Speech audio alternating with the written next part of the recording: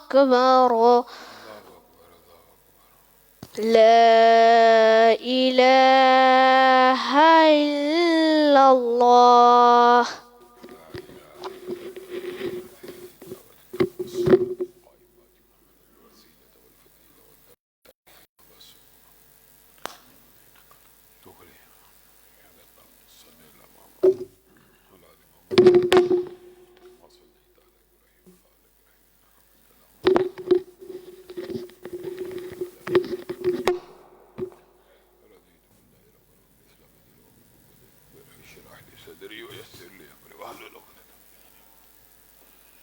إن الحمد لله نحمده ونستعينه ونستغفره ونؤمن به ونتوكل عليه ونعوذ بالله من شرور أنفسنا ومن سيئات أعمالنا من يهده الله فلا مضل له ومن يضلله فلا هادي له وأشهد أن لا إله إلا الله وأشهد أن محمدا عبده ورسوله أما بعد فإن خير الحديث كتاب الله وخير الهدي هدي محمد صلى الله عليه وسلم وشر الأمور محدثاتها وكل محدثة بدعة وكل بدعة ضلالة وكل ضلالة في النار أعوذ بالله من الشيطان الرجيم لقد كان لكم في رسول الله أسوة.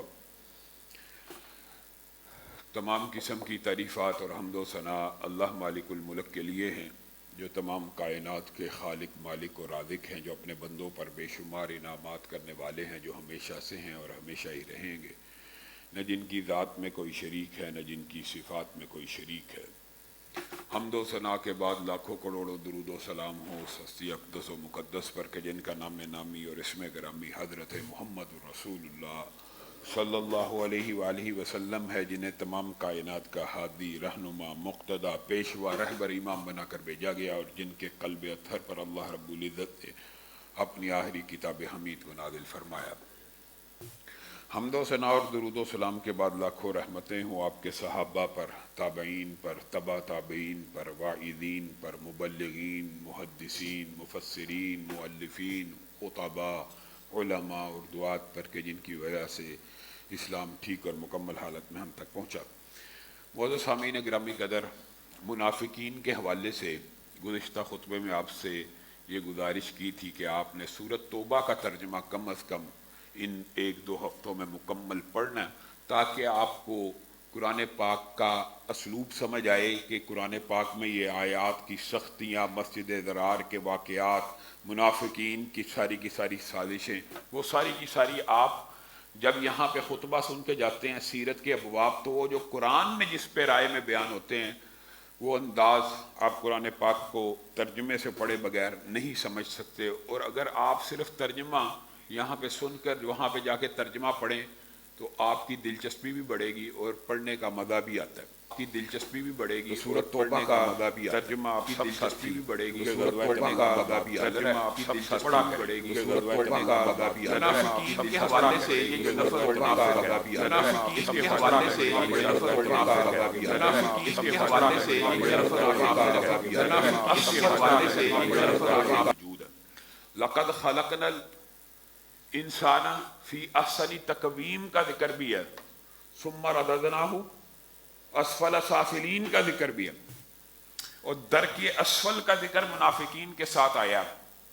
تو مفسرین نے ان آیتوں کی تفسیر بعد نے یہ بھی کی ہے کہ اللہ تعالیٰ نے تو انسان کو بہت اشرف المخلوقات کے سٹیٹس پہ پیدا کیا، احسنی تقویم میں پیدا کیا، سب سے بہتر بنایا اور اتنا محبوب بنایا، اور اللہ نے اس کو بنا کے اتنا پسند کیا اپنی تخلیق میں سے کہ بغیر نیکی کے، بغیر کسی نیکی کے ہمارے باپ آدم کو جنت میں داخل فرما دیا، بغیر کسی نیکی کے اور ہمیشہ کے لیے۔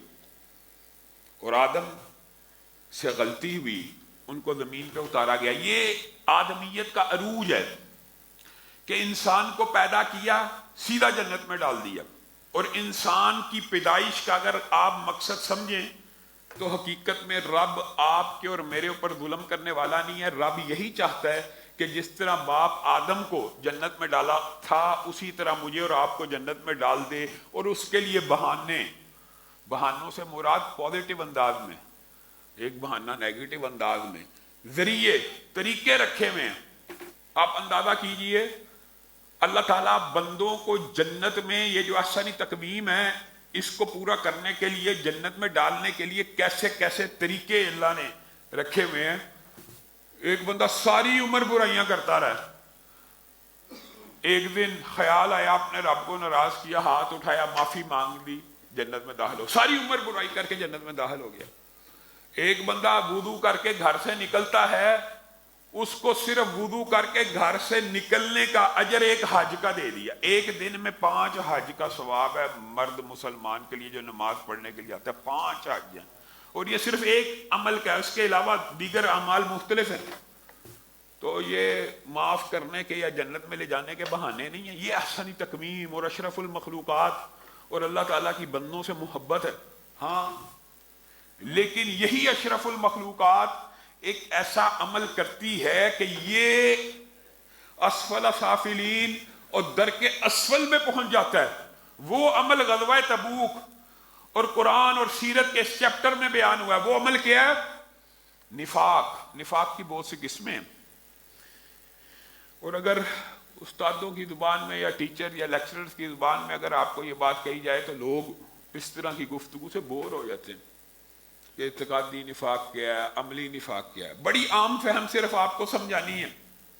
نفاق کی بڑی قسمیں ہیں، منافقت کی بڑی قسمیں ہیں، لیکن منافقت کی جو بھی قسم ہے وہ انسان کو اشرف المخلوقات کے سٹیٹس سے اتار دیتی ہے اور اس کو پتال کی گہرائیوں میں، درک اسفل میں، اسفل سافلین تک لے جاتی ہے۔ منافقت کی ایک قسم، بہت سی قسمیں صرف سمجھانے کے لیے، ایک ہوتا ہے عملی نفاق، اعتقادی نہیں۔ عملی نفاق یہ ہے کہ انسان میں منافقوں والے اعمال پائے جائیں لیکن وہ اللہ کو مانتا ہے، رسول اللہ کو مانتا ہے، یہ کہتا ہے عملی منافق کہ اعمال میں کمزوری ہے۔ ایک ہے اعتقادی منافق، وہ کیا ہے؟ وہ یہ ہے کہ لا الہ الا اللہ پڑھ لی ہے، محمد رسول اللہ پڑھ لیا ہے، لیکن دل سے نہ اللہ پہ ایمان لے کے آیا ہے نہ رسول اللہ پہ، صرف لوگوں کو دکھانے کے لیے مسلمان ہے بس۔ اس کو کہتے ہیں اعتقادی منافق، ان کا بیڑا غرق ہے۔ اور یہ ہیں وہ جو درک اسفل میں، اسفل سافلین سے بھی نیچے ہوں گے کہ لوگوں کے سامنے مسلمان بن کے آتے ہیں، یہ ہوں میں مسلمان، لیکن دل میں اللہ پہ بھی یقین کوئی نہیں، رسول اللہ پہ بھی یقین کوئی نہیں۔ ہوں گے رسول اللہ معاذ اللہ، اور یہ بات اگر آپ سمجھتے ہیں صرف رسول اللہ کے دور میں لوگ موجود تھے، نہیں، یہ قیامت تک رہیں گے۔ آپ ہی میں بیٹھتے اٹھتے ہوں گے، آپ ہی کے اندر کبھی افسر شاہی پہ، کبھی تاجر کے روپ میں، کبھی کسی پروفیشن میں نظر آئیں گے۔ آپ کو نہ جی میں مسلمان ہوں، لیکن ایمان نہ اللہ پہ ہوگا نہ رسول اللہ پہ ہوگا، اور یار یہ بات ٹھیک ہو سکتی ہے لیکن سائنس ایسے کہتی ہے، یہ بات ہو سکتا ہے لیکن یار سائنس میں ایسا، اللہ پہ یقین کوئی نہیں۔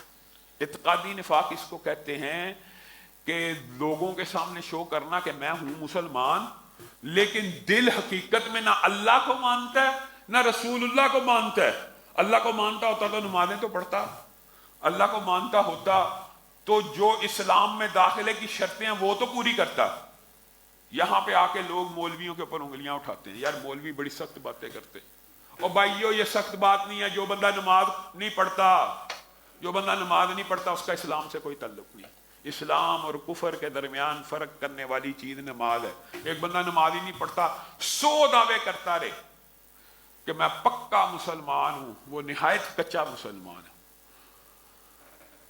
اعتقادی اور عملی منافقت کی مزید ایک مثال سمجھانے کے لیے، اور یہ حدیث رسول سے ثابت ہے، اور غزوہ تبوک کے اندر اصلاً ہمارا واسطہ جن منافقین سے پڑا وہ اعتقادی منافق ہے۔ رسول اللہ صلی اللہ علیہ وسلم نے فرمایا منافق کی 4 نشانیاں، دیگر حدیث میں 3 بھی آئیں لیکن جو حدیث باقی تمام حدیث کو کور کرتی ہے اس میں منافق کی 4 نشانیاں۔ اب یہ جو حدیث ہے نا یہ عملی نفاق کی ہے، اعتقادی نفاق کی نہیں ہے۔ منافق کی 4 نشانیاں، جب بات کرے یعنی بات پہ بات ہو رہی ہے، گفتگو ہو رہی ہے، مکالمہ ہو رہا ہے، اس نے بھی بیچ میں دخل اندازی کرنی ہے اس مکالمے میں، اور بات کرتے ہوئے کوئی لمبی چھوڑنی ہے، بلا وجہ مکالمے میں ٹانگ بھی اڑانی ہے، اور جب بات کرنی ہے تو جھوٹ بولنا ہے، گپ لگانی ہے، مبالغہ کرنا ہے۔ بات بے بات جھوٹ بولنا منافق کی پہلی نشانی ہے، اور یہ تمام نشانیاں بیان کر کے ایک کلیہ بھی آپ کے سامنے رکھوں گا۔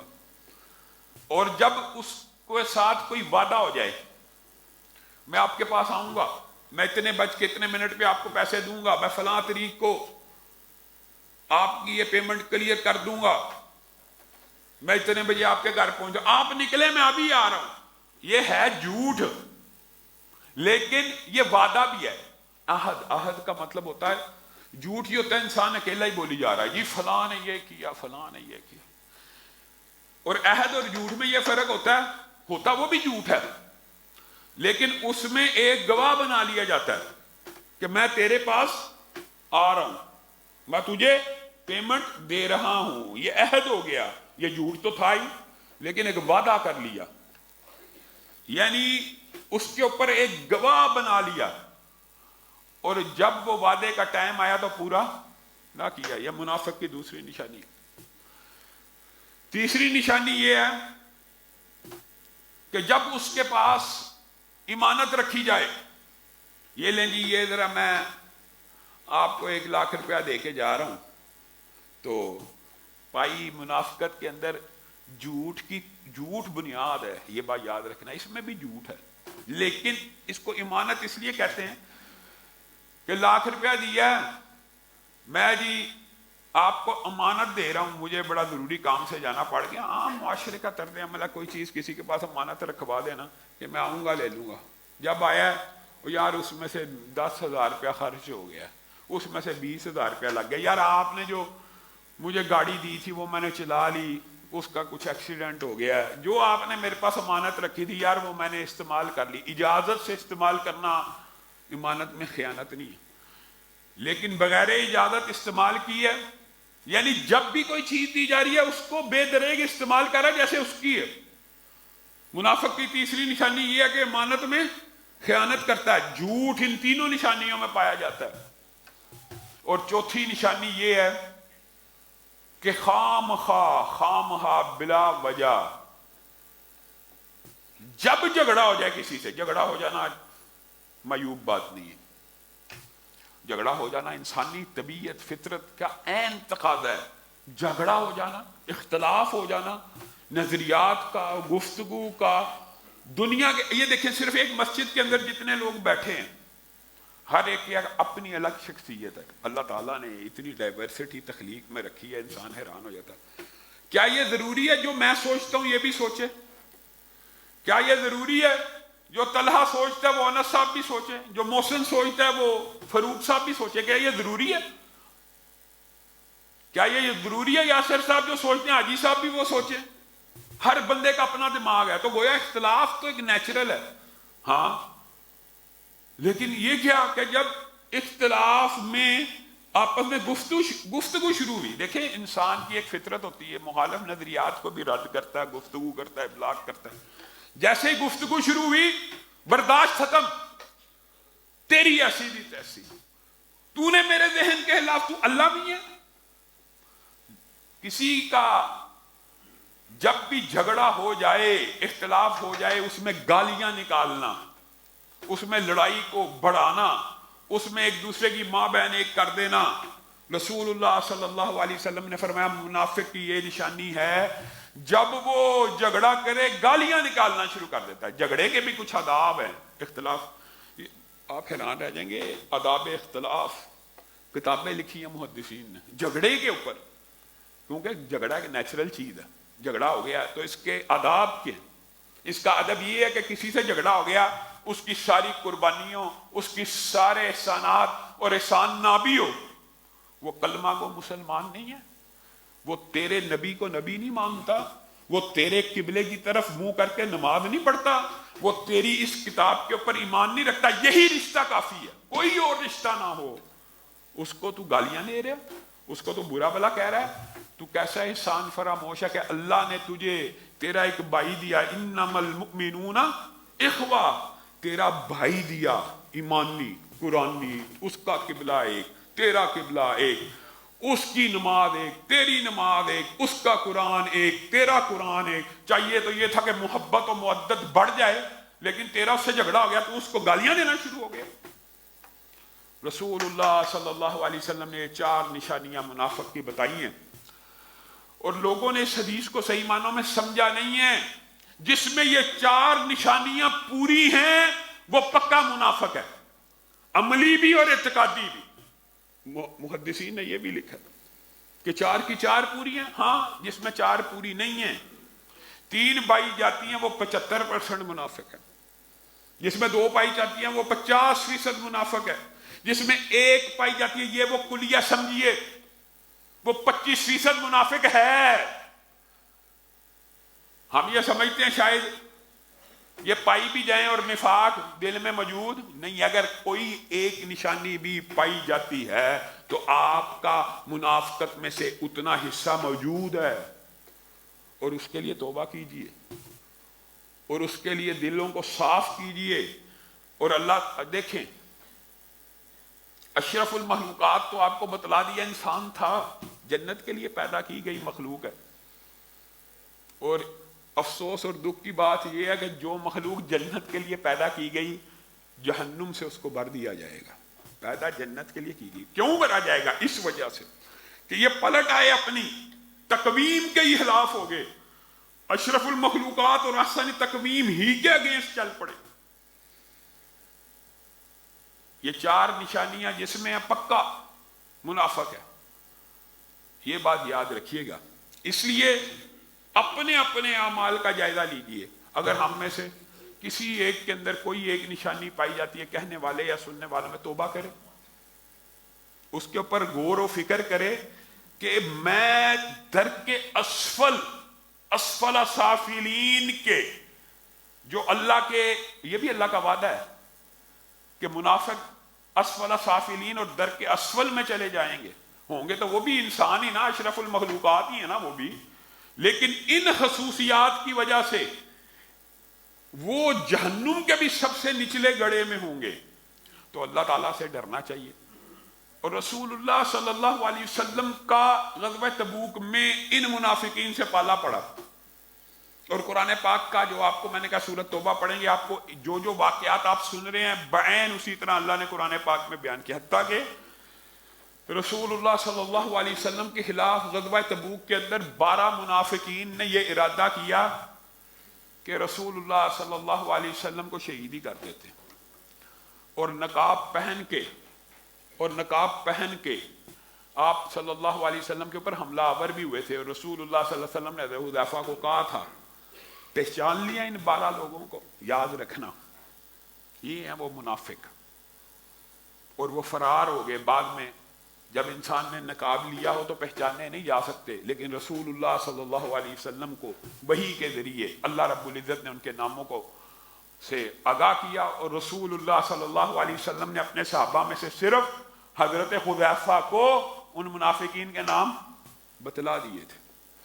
اب یہ غزوہ تبوک کا سارا واقعہ آپ کے سامنے رکھ چکا ہوں کہ مسجد ضرار کو رسول اللہ نے نماز پڑھنے کا ارادہ فرمایا، اللہ نے منع فرما دیا کہ یہ منافقین کی مسجد ہے، اس کے اندر نماز کو قائم نہیں کیا جائے گا۔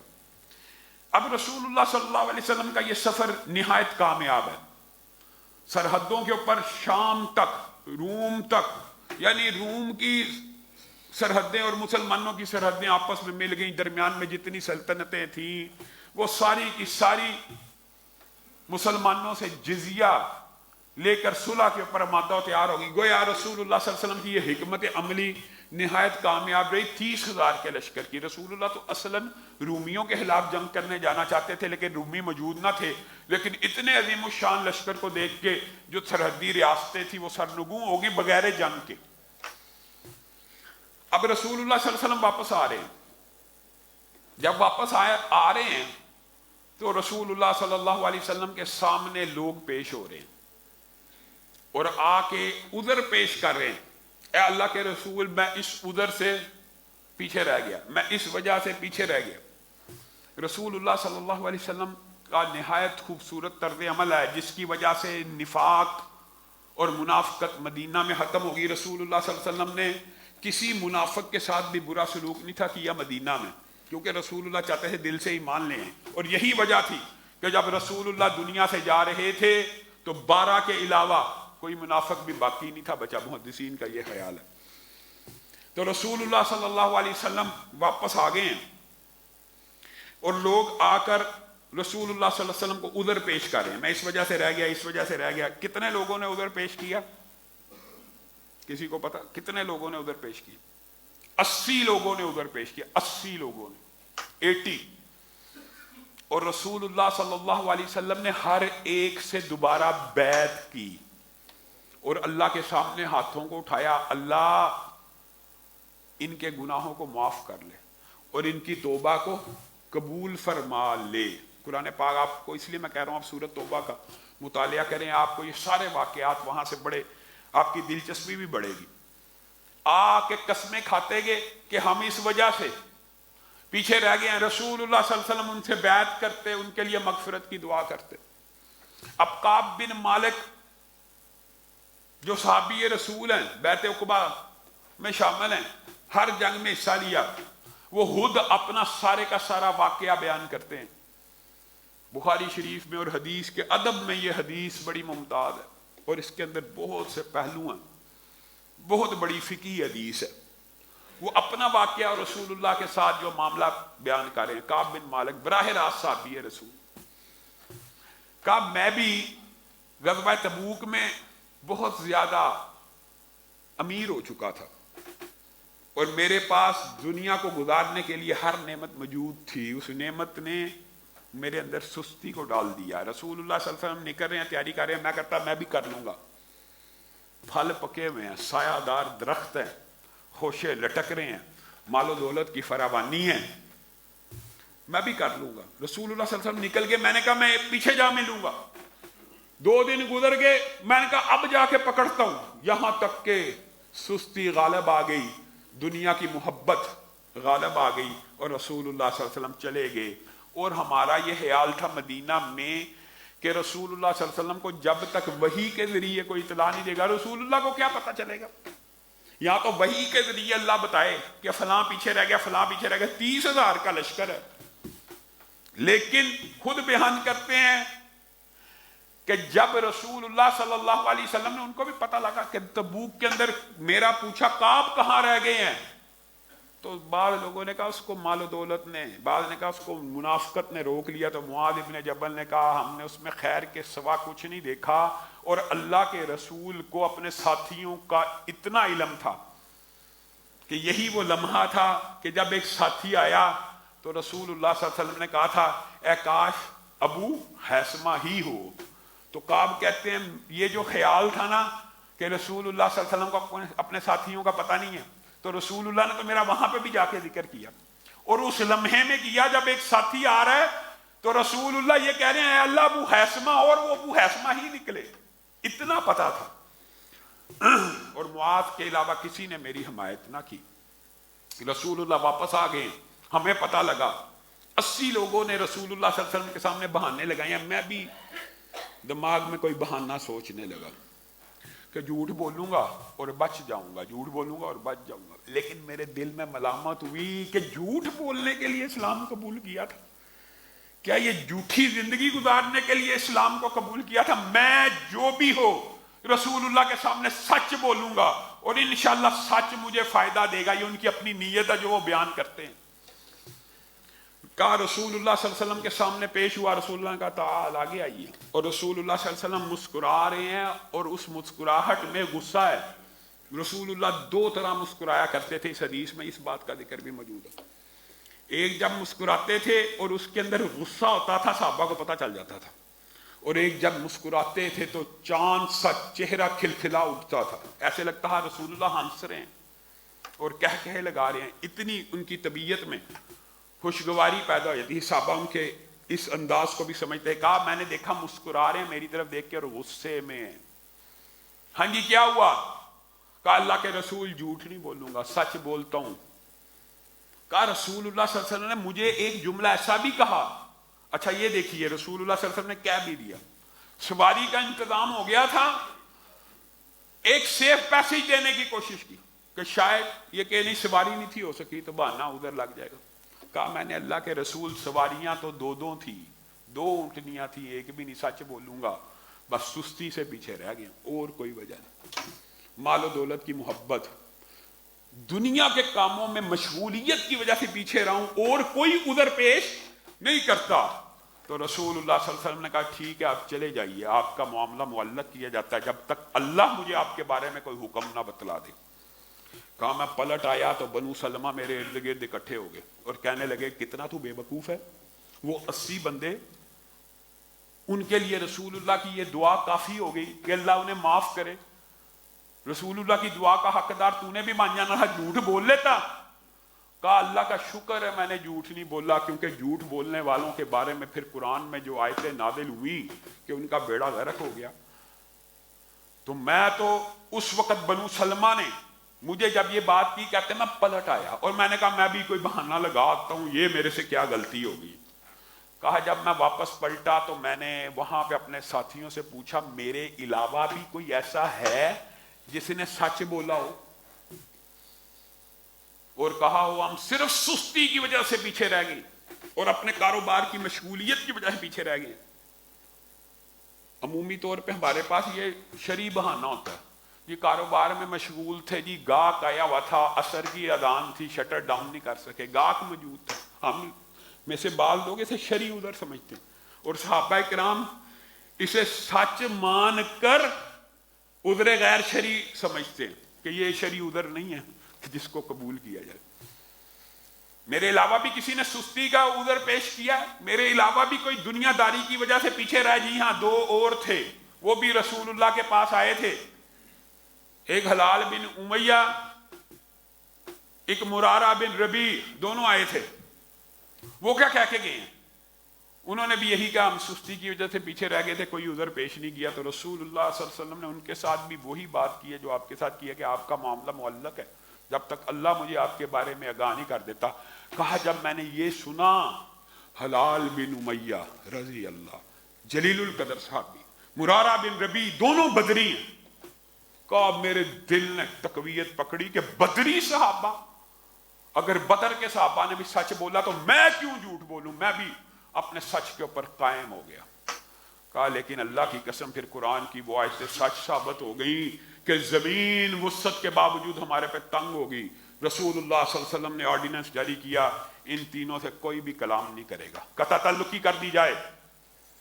ایک بات یاد رکھیے گا، یہی میں نے کہا اس حدیث کے بہت سے ابواب ہیں، کوشش کروں گا کور ہو جائے، نہیں تو اگلے خطبے جمعے میں اس کو لے کے جائیں گے۔ قطع تعلقی ہم یہ سمجھتے ہیں عام مسلمان سے، اور یہ صحیح حدیث ہے، قطع تعلقی 3 دن سے زیادہ جائز نہیں ہے، گناہ ہے۔ لیکن کوئی ایسی شرعی غلطی جس کے اوپر تنبیہ کرنا مقصود ہو اور اصلاح کرنا مقصود ہو، اور انہیں ان کی غلطی کی سنگینی کا احساس و ادراک کروانا مطلوب و مقصود ہو، تو ایڈمنسٹریٹر، گھر کا سربراہ، کوئی بھی ایڈمنسٹریٹر قطع تعلقی کا آرڈر جاری کر سکتا ہے ان کی اصلاح کے لیے۔ اور رسول اللہ صلی اللہ علیہ وسلم نے اپنے صحابہ کو کہا ان سے کلام بھی نہیں کرنا۔ کہا حلال تو اور مرارہ تو بوڑھے تھے، وہ تو گھر میں ٹکی ہو گئے، بزرگ تھے بڑی عمر کے، میں تو نوجوان تھا، میں تو بازاروں میں پھرتا تھا، میرے لیے تو زمین صحیح، حالانکہ اللہ نے تینوں کے بارے میں کہا کہ زمین ان کے لیے تنگ ہوگی، میرے لیے صحیح تنگ ہوئی کہ میں کسی کو سلام کرتا جواب نہ دیتے، میرا دل ہر روز کوفت زدہ، میں عمدن جان بوجھ کے مسجد النبی کے اندر نماز پڑھنے کے لیے جاتا اور چپکے سے میں رسول اللہ صلی اللہ علیہ وسلم کی طرف دیکھ رہا ہوتا تھا۔ جب میں خاموشی سے کنکھیوں سے رسول اللہ کی طرف دیکھ رہا ہوتا تھا تو رسول اللہ میری ہی طرف دیکھ رہے ہوتے تھے، لیکن جیسے ہی میں ان کی آنکھوں سے آنکھیں چار کرنا چاہتا تھا رسول اللہ چہرہ پھیر دیتے، اور میرے دل کے اوپر چھریاں چل جاتی تھی کہ یہ کیا غلطی ہو گئی کہ رسول اللہ کی آنکھوں سے آنکھیں نہیں ملا سکتے اور رسول اللہ ہمیں دیکھتے بھی نہیں ہیں، اور جب ہم اپنی عبادت میں متوجہ ہوتے ہیں تب دیکھ رہے ہوتے ہیں، جب ہم چاہتے ہیں کہ رسول اللہ ہمیں دیکھے ہمارے سے منہ پھیر لیتے۔ کہا دل پہ جو بیتنی تھی بیتی۔ میں اپنے چچا ابو قتادہ کے گھر ٹاپ گیا، چچا داد کے، میں نے اس کو کہا السلام علیکم، اس نے جواب نہ دیا، اور میں نے کہا ابو قتادہ میں کعب ہوں، کیا تو نہیں جانتا میں اللہ اور رسول اللہ سے کتنی محبت کرتا ہوں؟ تو اس نے مجھے کہا مجھے کیا پتا کتنی تو محبت کرتا، اللہ جانتا، رسول اللہ جانتا۔ کہا میں دھاڑے مار مار کے رونا شروع ہو گیا کہ آج میری رسول اللہ سے محبت بھی مشکوک ہو گئی ہے۔ کہا باہر نکلا، ایک شخص آیا، غسان کے حاکم نے خط بھیجا۔ اچھا جی، خط کھولا، اس میں حاکم کہتا ہے ہمیں پتہ لگا ہے آپ 3 بندوں کے ساتھ آپ کے حاکم نے بڑا برا سلوک کیا، آپ نے ذلت کے لیے اسلام کو قبول کیا تھا، آپ ہمارے پاس تشریف لے آئیے۔ کہا میں نے کہا یہ تو اس سے بڑا فتنہ ہمارے سر پہ آ گیا۔ اس کو پھاڑ دیا۔ کہا اللہ اللہ کر کے 40 دن گزرے، رسول اللہ صلی اللہ علیہ وسلم کا قاصد ایک اور خبر غم لے کے آ گیا، اپنی بیویوں سے الگ ہو جاؤ۔ رسول اللہ نے حکم دیا کہ جب تک اللہ ان کے بارے میں فیصلہ نہیں کرتا یہ مسلمان عورتوں کے قریب مت جائیں، اپنی بیویوں کے قریب مت جائیں، علیحدہ کر دیا جائے۔ کہا میں نے تو اپنی بیوی کو میکے بھیج دیا، لیکن حلال کی بیوی نے اور مرارہ کی بیوی نے، بوڑھے تھے، ان میں سے ایک رسول اللہ صلی اللہ علیہ وسلم کے پاس گئی کہ اللہ کے رسول وہ تو فوت ہو جائیں گے، مطلب کہ ان کا کھانا پینا اٹھنا بیٹھنا میرے ذمے ہے۔ تو رسول اللہ نے کہا ٹھیک ہے آپ ازواجی تعلق نہ قائم رکھیے۔ انہوں نے کہا رسول اللہ صلی اللہ علیہ وسلم وہ تو اتنے بوڑھے ہیں، ان میں میری شوق حاجت رغبت ہی نہیں ہے۔ تو رسول اللہ صلی اللہ علیہ وسلم نے انہیں اجازت دے دی۔ تو بعد نے کہا آپ بھی لے لو، میں نے نہ لی۔ کہا اللہ اللہ کر کے 50واں دن آیا، اور اس حدیث سے جو فقہی مسائل ہیں کوشش کریں گے آئندہ آنے والے خطبے میں ان کو بیان کیا جائے۔ 50ویں دن ایک قاصد دوڑتا ہوا دور سے آ رہا ہے، ایک پیدل دوڑتا ہوا دور سے آ رہا ہے اور کہہ رہا کعب تجھے مبارک ہو، کعب تجھے مبارک ہو۔ اور پھر رسول اللہ صلی اللہ علیہ وسلم کا ایک شاہ سوار بھی آ رہا ہے، لیکن وہ گھڑ سوار بعد میں پہنچا ہے۔ اس دوڑنے والے کی آواز میرے کانوں میں پہلے پہنچ گئی ہے کہ تجھے مبارک ہو۔ تو میں نے کہا اللہ رب العزت نے کوئی رحم والا کرم والا معاملہ کر دیا ہے، اللہ کے فضل سے مشکلوں کا، مصائب کا، آزمائشوں کے دن گزر گئے ہیں۔ کہ وہ آیا میرے پاس اس وقت صرف 2 جوڑے تھے، میں نے دونوں اس کو تحفے میں عنایت کر دیے کہ اتنی بڑی خوشخبری لے کے آ رہا ہے۔ اور پھر میں نے ادھار کے 2 جوڑے پہنے اور مسجد النبی کی طرف چل پڑا۔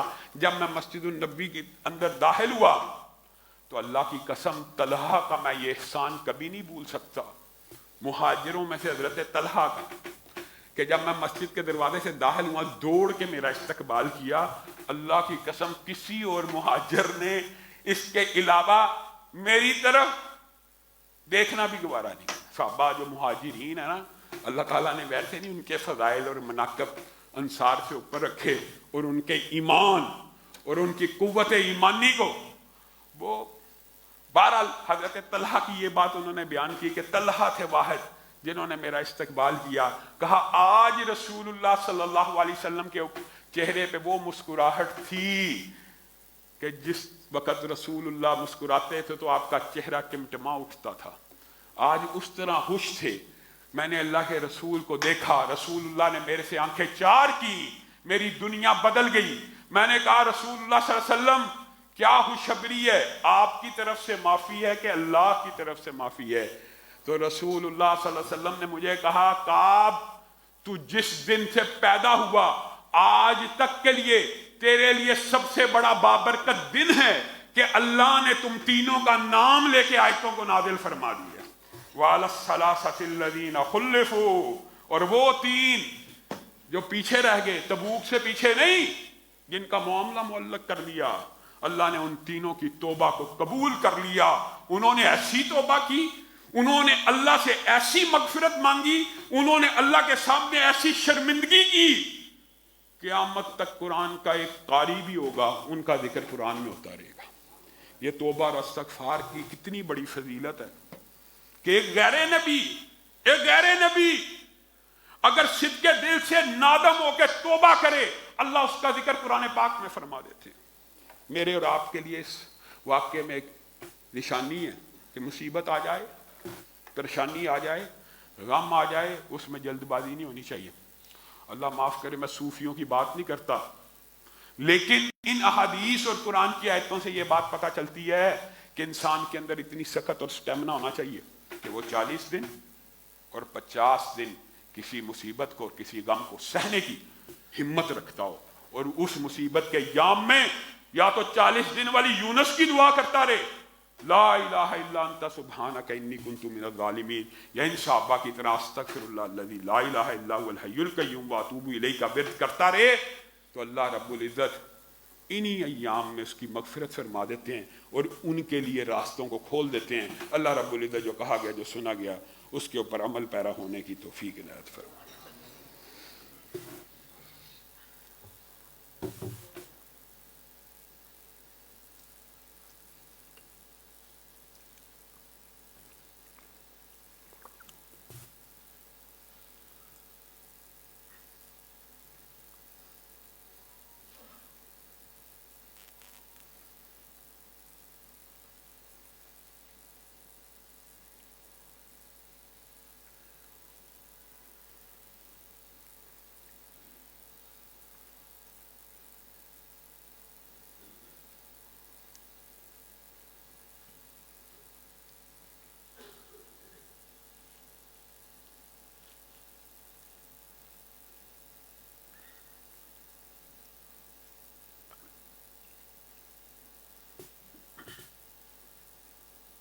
الحمدللہ رب العالمین۔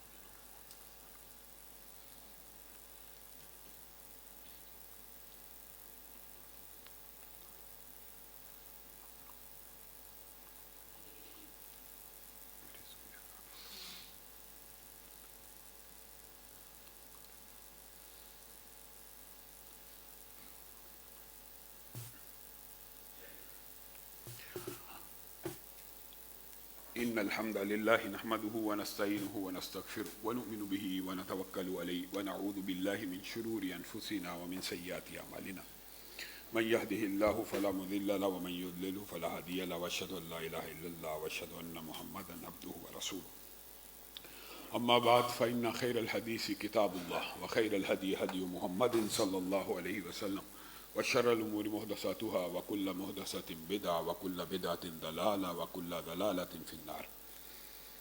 معزز سامعین گرامی قدر، اہل پاکستان کے لیے، اہل اسلام کے لیے ایک بہت بڑی خوشخبری ہے کہ آئندہ آنے والے دنوں میں عالم اسلام کے ایک بہت بڑے عالم دین، ایک بہت بڑے اسکالر ڈاکٹر ذاکر نائک حافظہ اللہ پاکستان تشریف لا رہے ہیں۔ اہلاً و سہلاً، مرحبا، دیدہ و دل فراش راہ۔ ڈاکٹر ذاکر نائک کے پاکستان آنے کی خبر سنتے ہی پاکستان کے اندر ایک طبقہ فکر نے عجیب و غریب قسم کے رد عمل کا اظہار کیا۔ ڈاکٹر صاحب کی سابقہ گفتگو کو توڑ مڑوڑ کر پیش کیا اور یہ ظاہر کرنے کی کوشش کی کہ ذاکر نائک گستاخ رسول ہیں۔ جی کیسے گستاخ ہیں؟ یہ دیکھیں جی، یہ ویڈیو کے اندر ذاکر صاحب نے کہا کہ محمد اللہ کے رسول نہیں ہیں۔ اللہ کے بندو، اللہ کے بندو، جس بندے نے 10-11 لاکھ مسلمانوں، غیر مسلموں کو مسلمان کرتے ہوئے کلمہ پڑھایا کہ محمد اللہ کے رسول ہیں، اس کا عقیدہ یہ ہے کہ محمد اللہ کے رسول نہیں ہیں۔ آپ کلپ کاٹ کے جھوٹ منسوب کر کے ان کو گستاخ ثابت کرنا چاہتے ہیں۔ انہوں نے جی یہ کہہ دیا، انہوں نے جی یہ کہہ دیا۔ انہوں نے اگر پاکستان آنا ہے تو ہم سے مناظرہ کریں، اسی طرح جیسے مرزا جیلمی نے کہا تھا امام کعبہ میرے سے مناظرہ کریں۔ امام کعبہ پہلے اردو اور پنجابی سیکھیں اور پھر تیرے سے مناظرہ کریں۔ عربی تو نے سیکھنی نہیں، اردو ان کو آتی نہیں۔ ادھر جلالی صاحب کہتے ہیں ذاکر نائک صاحب پاکستان آ رہے ہیں، پہلے میرے سے مناظرہ کریں۔ ان کی بھی وہی حالت ہے، انگریزی انہوں نے سیکھنی نہیں۔ اور مجھے ایک بات ایمانداری سے آپ سب نے بتانی ہے، ذاکر نائک صاحب نے اپنی پوری زندگی کے اندر کسی مسلمان سے مناظرہ کیا؟ کافروں سے کیا کہ مسلمان سے کیا؟ تو یہ مسلمان ہیں، ان کو ہوش کے ناخن لینے چاہیے۔ ہم تو آپ کو کلمہ کو مسلمان سمجھتے ہیں جلالی صاحب، ہم آپ کو کلمہ کو مسلمان سمجھتے ہیں، اور ذاکر نائک صاحب کا یہ چیلنج ہے پورے عالم کفر کے لیے کہ جو کلمہ گو نہیں ہے ذاکر نائک کو مناظرے کا چیلنج دے۔ ذاکر نائک اپنے پلے سے، جیب سے ٹکٹ خرچ کر کے اسلام کے دفاع کے لیے اس سے مناظرہ کرنے کے لیے تیار ہے، اور آپ مسلمان ہو کے اس سے مناظرہ کرنا چاہتے ہیں۔ آپ نے مناظرہ کھیلنا ہے، اور اگر آپ کو مناظرے کا کوئی عادت پڑی ہوئی ہے تو آئیے، ہم حاضر ہیں۔ جمعیت اہل حدیث پاکستان کے مناظر سینکڑوں کی تعداد میں، جہاں کہتے ہیں، جس جگہ کہتے ہیں، جس موضوع پہ کہتے ہیں مناظرہ کر لیں، ہم نے مناظرہ کھیلنا تو آپس میں کھیل لیتے ہیں۔ ایک ایسا اسکالر جس کی فیلڈ تقابل ادیان ہے، آپ مناظرہ کرنا چاہتے ہیں کیجیے، عیسائیت کے اوپر، یہودیت کے اوپر، ہندو مت کے اوپر، اس کے ساتھ مناظرہ کر لیجئے۔ اور پاکستان کے اندر بھی آتے وقت انہوں نے یہ بات کہی ہے، ان کی مینار پاکستان پہ گفتگو ہوگی، ان کی مزار قائد باغ میں گفتگو ہوگی، اسلام آباد میں گفتگو ہوگی، اوپن سیشن ہے، جس کا جی چاہتا پادری ہو، کسی مذہب کا ہو، آئے ڈاکٹر صاحب سے سوال کرے، وہ ان کے سوالوں کے جواب دیں گے۔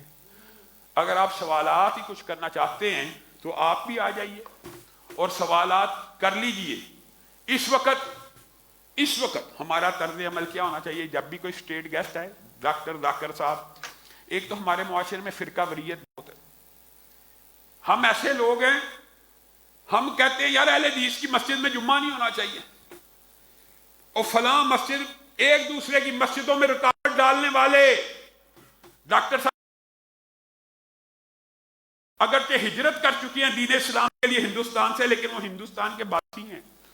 وہاں بابری مسجد کا مسئلہ ہو تو سمجھ آتی ہے، وہاں پہ مسلمانوں کی مسجدوں کے خلاف تحریک چلے سمجھ آتی ہے۔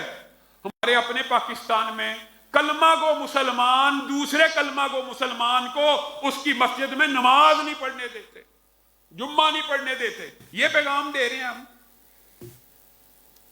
ہمارا یہ طرز عمل ہے، ہماری فرقہ واریت کی جو ہے نا وہ جاگ جاتی ہے حص، وہ یار اہل حدیثوں کا ہے، وہ یار فلاں کا ہے۔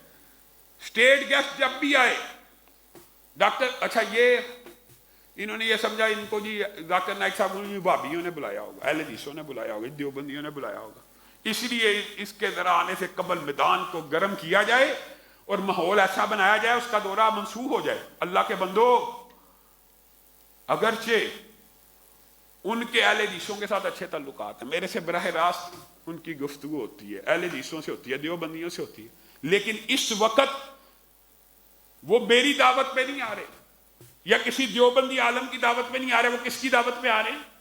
حکومت پاکستان کی دعوت پہ آ رہے، اسٹیٹ گیسٹ ہیں۔ تو جب حکومت پاکستان نے یہ فیصلہ کیا ان کو بلانے کا، تو آپ کا ان کے خلاف ایجیٹیشن حکومت پاکستان کی سفارتی، خارجی، داخلی ہر پالیسی کے خلاف ہے۔ آپ کو کیا پتا ہے کہ وہ عوام سے تو ایڈریس کریں گے، لیکن حکومت پاکستان نے ان کو کس تناظر میں بلایا؟ ایک تو 7 اکتوبر ہے، 7 اکتوبر آپ بھول گئے ہیں؟ وہ دن ہے جس وقت اسرائیل کا فلسطین پہ حملے کا مکمل 1 سال ہو جائے گا، اور پوری دنیا میں 7 اکتوبر کو عالمی یوم مزاحمت کے طور پہ منانے کا مسلمانوں نے اعلان کیا کہ 1 سال ظلم اور بربریت کے مکمل ہو جائیں گے۔ 40,000 سے زائد بچے اور بچیاں شہید ہو گئے ہیں۔ 7 اکتوبر کو وہ قومی فلسطین اور مسجد اقصی کانفرنس میں شرکت کے لیے بھی آ رہے ہیں۔ ایک کاز یہ، دوسرا وہ حکمران جو کشمیر کا مقدمہ بھول گئے ہیں۔ ڈاکٹر ذاکر نائک نے اپنے ایک انٹرویو میں جس طرح کشمیری مسلمانوں کے حق میں آواز اٹھائی ہے، اللہ کی قسم ہندوستان کے شہری سے اس بات کی توقع بھی نہیں تھی کی جا سکتی۔ ہمارے حکمرانوں نے وہ آواز نہیں اٹھائی، ہم نے وہ آواز نہیں اٹھائی جو ڈاکٹر صاحب ہندوستان کے اگرچہ مہاجر ہیں، ہجرت کر دی ہے انہوں نے، لیکن ہندوستان کے شہری تو ہیں نا۔ انہوں نے کشمیریوں کا مقدمہ کہ یہ مسلمان میرے بھائی ہیں، پوڈ کاسٹ کے اندر جس طرح اٹھایا، تو پاکستان کی ریاست اگر پوری دنیا میں کشمیر کاز کے لیے، فلسطین کاز کے لیے، عالم اسلام کے اس عظیم اسکالر کو پاکستان میں دعوت دے رہی ہے جس کے ہاتھ پہ 10 لاکھ سے زائد لوگ مسلمان ہوئے ہیں، افسوس ہوتا ہے۔ آپ کے ہاتھ پہ کیا ہوا ہے؟ آپ کے ہاتھ پہ کیا ہوا ہے جو مناظرے کے چیلنج دے رہے ہیں؟ آپ کے ہاتھ پہ کروڑوں مسلمان کافر ہوئے ہیں، یعنی فلاں بھی کافر، فلاں بھی کافر، فلاں کروڑوں مسلمانوں کو آپ نے کافر کیا، اور وہ 10 لاکھ سے زائد کافروں کو مسلمان کرنے والا آ رہا ہے۔ آپ اپنی کارکردگی پیش کیجئے، آپ ان کی کارکردگی سے اپنا موازنہ کیجئے آپ کس وجہ سے اس طرح کی باتیں کر رہے ہیں، اور اللہ کے فضل و کرم سے فرقہ وریت کا یہ ناسور معاشرے سے ایک دن آئے گا، ختم ہو جائے گا۔ بقائے باہمی ہونی چاہیے۔ قومی فلسطین کانفرنس میں اہل حدیث بھی ہوں گے، دیوبندی بھی ہوں گے، اور ان کے سارے دورے میں وہ سب سے ملیں گے، اور خوشی کی بات یہ ہے کہ وہاں پہ بریلوی بھی ہوں گے، اور بریلویوں کے بڑے رہنما بھی سٹیج کے اوپر موجود ہوں گے۔ کیا طوفان آ جائے گا، کیا مصیبت آ جائے گی! ایک دوسرے کے علماء کے، ایک دوسرے کے مقدسات کے احترام کرنے سے کون سی قیامت ٹوٹ پڑتی ہے؟ توہین نہ کیجیے، گالی نہ دیجیے، برا بلا نہ کہیے۔ دل میں آپ کسی کو برا سمجھتے ہیں، سمجھتے رہیے، لیکن کسی کے جذبات سے، کسی کے سینٹیمنٹس کو مجروح نہیں کرنا چاہیے۔ تو یہ دو باتیں انشاءاللہ ڈاکٹر صاحب کا استقبال آپ سوشل میڈیا کے اوپر، عملی طور پہ میدان کے اوپر، جب مینار پاکستان کا پروگرام ہو اہل لاہور وہاں پہ بھی شرکت کریں، اور 7 اکتوبر کو جو ساتھی کراچی نہیں جا سکتے، یہاں پہ اس مرکز کے باہر دیگر پورے پاکستان کے وسیع و عریض میدانوں میں، باغوں میں عالمی یوم مزاحمت کے طور پہ فلسطین کاز کا ساتھ دینا چاہیے۔ اللہ رب العزت جو کہا گیا، جو سنا گیا، اس کو سمجھنے کی توفیق عنایت فرمائے۔ سبحان ربک رب العزت عما یصفون وسلام علی المرسلین والحمد للہ۔